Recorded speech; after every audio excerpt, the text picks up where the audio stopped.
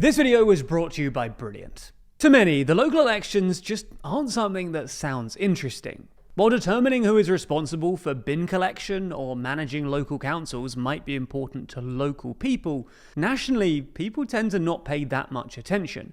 However, it's worth noting that not only are these elections actually far more important than that, with councils assuming responsibility for everything from education to planning regulations, these particular elections hold even more weight than usual, and as such, the media is keeping a close eye on them to see exactly how each of the parties are doing. That's because this is the first real test for many of them since the general election last year. And as we saw last night, it seems that some of the parties have done better than others. So in this video, we thought we'd dive into the results and have a look at what it means for each of the main parties.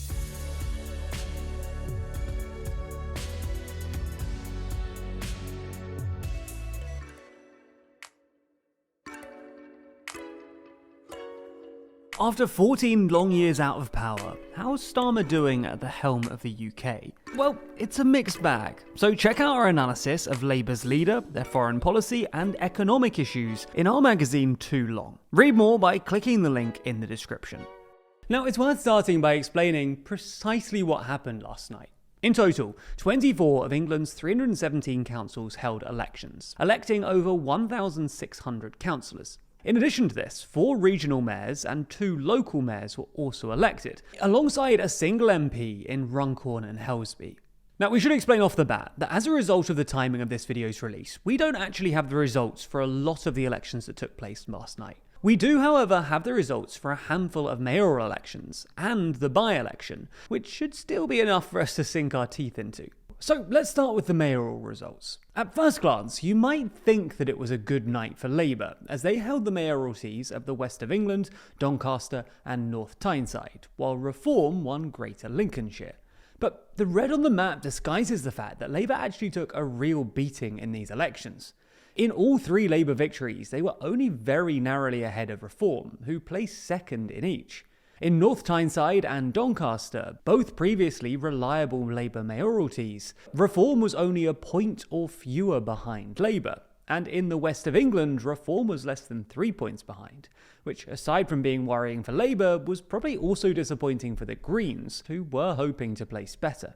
Interestingly, the West of England result is a particularly visible local manifestation of the new, more than 2-party system that we may be living in, as the top 5 parties were all within 11 points of each other. If this splitting of British politics persists, and first past the post survives as an electoral system, then we should get used to candidates winning with much smaller percentages of the vote than we might be used to.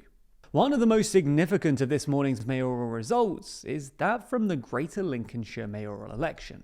This was the first time that the region has held a mayoral election, and it seemed that Reform UK were trying to make a point with their candidate selection. Andrea Jenkins, who, until she lost her seat in last year's election, was a somewhat senior member of the Conservative Party, was selected as Reform UK's candidate. In actually winning the election, and by winning comfortably, Jenkins has demonstrated to the Conservative Party that defection can be rewarded not only by the Reform Party via candidate selection, but also by voters at the ballot box. Frequently, we hear rumours that Conservatives are considering jumping ship, but so far we've seen very few of them actually make the jump. But Jenkins' victory may serve as something of a catalyst for wavering Conservatives, who can see the electoral tide shifting against them. Anyway, it doesn't seem that their victory so far will be the end of things either. While we don't have the results for the rest of the mayoral elections, it seems likely that they'll at least go on to win the Hull and East Yorkshire mayoral election. For that election, they selected Luke Campbell, a former gold medal winning boxer and something of a local hero. If he wins, which polls suggest he will, it will be a demonstration that the populist tactic of choosing celebrities with little political experience can work for Reform, and this may well influence their candidate selection in future elections. But perhaps the biggest result overnight was Reform's victory at the nail-biting Westminster by-election for the seat of Runcorn and Helsby. That's because Reform's candidate beat Labour by just 6 votes, overturning a sizable 15,000 vote Labour majority in the seat. It's Reform's first ever by-election win and puts them back up to 5 MPs in Westminster, as Rupert Lowe was removed from the party amid a saga at the end of March. Nigel Farage even showed up to the count results himself, highlighting the importance that Reform places on it. and adds to the party's narrative that they are winning potential and are becoming the natural opposition to Labour. So those are the results we have so far. But let's move on and have a look at some of the results we're still expecting to come through throughout the rest of today.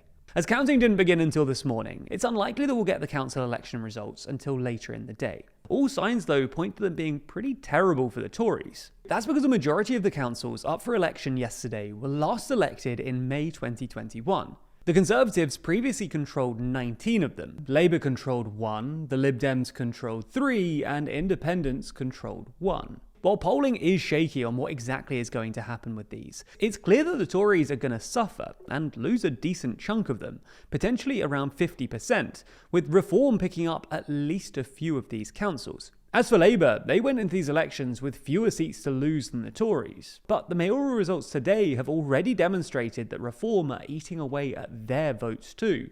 And the only council result we do have, Northumberland, shows that Labour are being hit hard there as well. If all of the polling turns out to be broadly accurate, then it would serve to solidify the broad takeaway message from these elections, that Reform's polling has been accurate, and that they're snapping at the heels of the two traditionally main parties. Though as Reform secures a growing number of positions of responsibility, its ability to deliver will come under more scrutiny than ever before. Meanwhile, if you think we've been a little quiet about the Liberal Democrats, that's because the areas in which the Lib Dems are predicted to make gains aren't expected to deliver results until later in the day, while this morning's results have been very much in Reform's favour. If the Lib Dems do end up performing well, as they're expected to, then that will highlight the space they're carving out for themselves as the party for those unhappy with the rightwards shift of both the Tories and Labour, which both have their eyes firmly fixed on Reform, rather than on other parts of the political spectrum. At TLDR News, we're always trying to help you learn more about the world around you. And luckily for us, our sponsor this week, Brilliant, shares that same commitment. Their thousands of interactive lessons in maths, science, programming, data analysis, and AI are designed to help you learn by actually doing, rather than asking you to mindlessly memorize stuff. For instance, each lesson is filled with hands-on problem solving that lets you play with concepts, a method proven to be 6 times more effective than watching lecture videos. This also helps you to build your critical thinking skills and become a better thinker. Brilliant's newly updated maths courses help you to establish a strong foundation in algebra. It then helps you build on this, teaching you how to conquer calculus, all while maintaining an emphasis on problem solving and reasoning. The thing I like best about this, though, is that their mathematical courses help you to develop your mathematical intuition and fluency, skills that you can use in the real world. As we've told you before, data skills are absolutely necessary for navigating the modern world, and Brilliant is the best way to get them. To try Brilliant for free, visit brilliant.org/TLDR, scan the QR code on screen, or you can click the link in the description, and you'll also get 20% off an annual premium subscription.